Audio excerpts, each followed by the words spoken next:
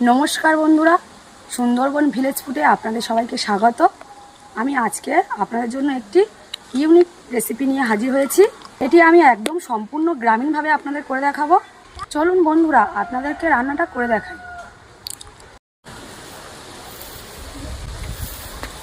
বন্ধুরা, আমরা রান্নাঘরে চলে এসেছি। আমরা বাজার থেকে মাংস নিয়ে এসে রেখেছিলাম। এগুলো আমরা ভালো করে কেটেও ধুয়ে নেব।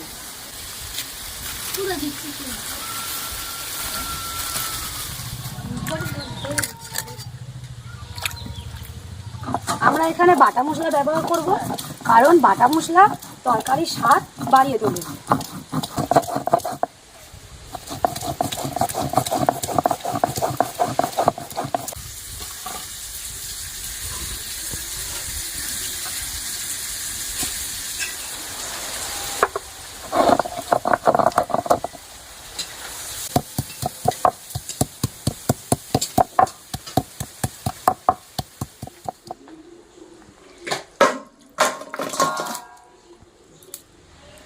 এখন আমরা মাংসগুলোকে ম্যারিনেট করে নেব।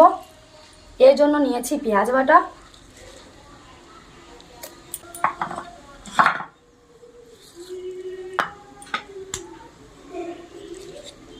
আদা বাটা, জিরে ও ধনে বাটা,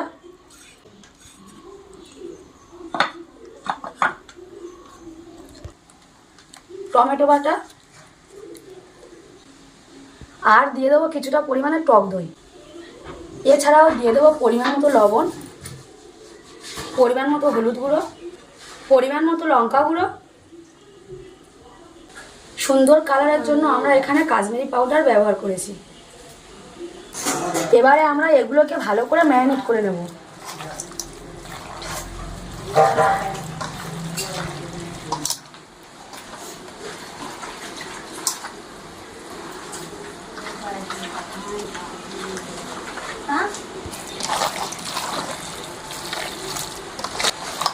আমাদের মাংসটা ম্যারিনেট করা হয়ে গেছে। আমরা এটাকে আধ ঘন্টার জন্য ঢাকা দিয়ে রেখে দেবো। প্রথমে আমরা কড়াটা উনুনের মধ্যে বসিয়ে নেব।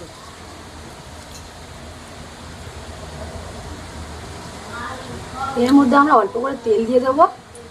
আমরা আগে থেকে আলুগুলো এভাবে টুকরো টুকরো করে কেটে রেখেছিলাম। আমরা আলুগুলো ভালো করে ভেজে নেব। তেলটা গরম হয়ে গেছে, আমরা এবার আলুগুলো ভাজবো।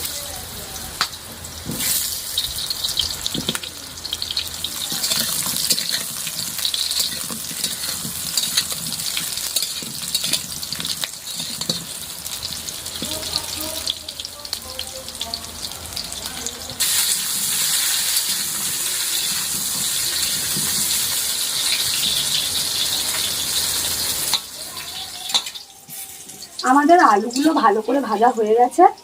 একটি পাত্রে আমরা আলুগুলো তুলে নেব।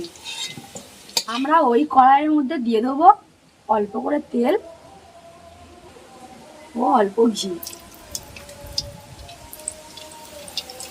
তেলটা গরম হয়ে গেছে।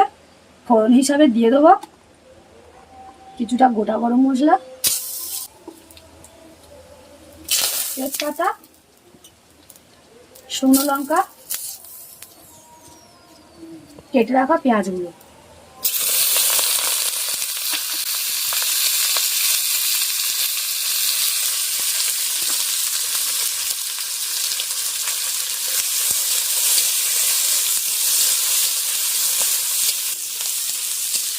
আমরা পেঁয়াজটাকে এরকম লাল লাল করে ভেজে নেব।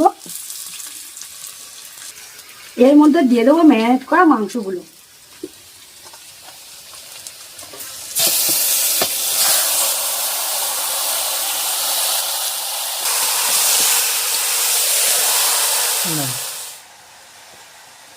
আমরা এর মধ্যে আর অন্য কোনো মশলা দেব না।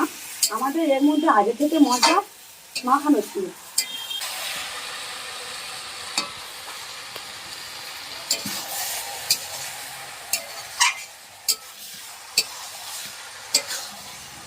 আমরা কিছুক্ষণ এভাবে নেড়ে চেড়ে তরকারিটা ভালো করে কষিয়ে নেব।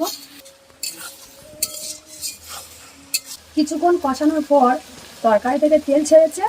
আমরা ভেজে রাখা আলুগুলো এর মধ্যে দিয়ে দেবো।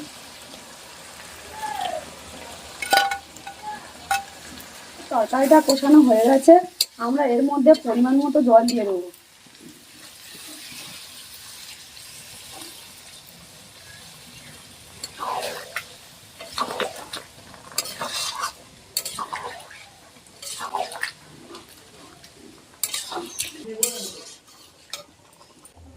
মাংসটি সেদ্ধ হওয়ার জন্য কিছুক্ষণের জন্য আমরা ঢাকা দিয়ে দেবো।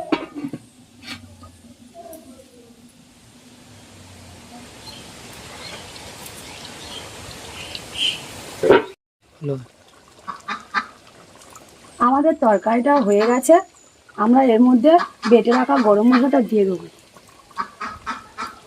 আমাদের তরকারিটা হয়ে গেছে, আমরা এবারে তরকারিটা নামিয়ে নেব।